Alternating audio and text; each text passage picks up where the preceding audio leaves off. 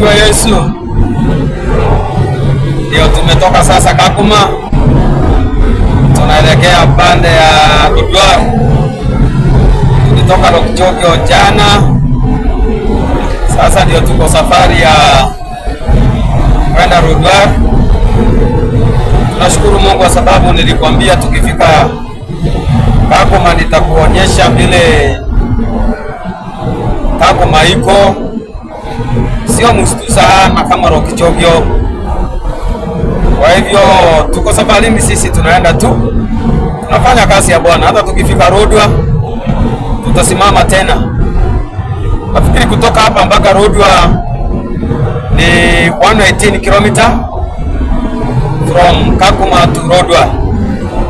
Nashukuru Mungu kwa sababu ukiona pale nyuma ya gari niko na katichana kangu kanaitwa Edobe. Katichana ka yule mama Mary. Edo, salimia watu. Inua mkono. Yes. Kiangalia pande nyingine kuna kijana yangu Murio. Murio, salimia watu. Asante sana. Tunaelekea tu huku, barabara ni nywa.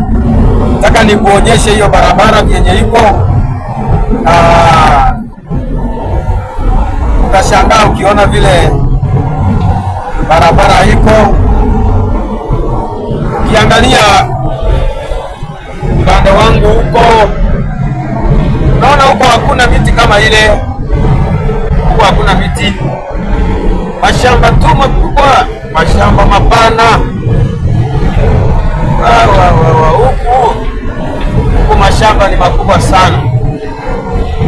Ukiona huko, ukiangalia the other side, naona mashamba hapa ni makubwa makubwa makubwa makubwa. Kwa hivyo tunashukuru Mungu kwa kutujalia hii neema. Wetu ni mwaminifu.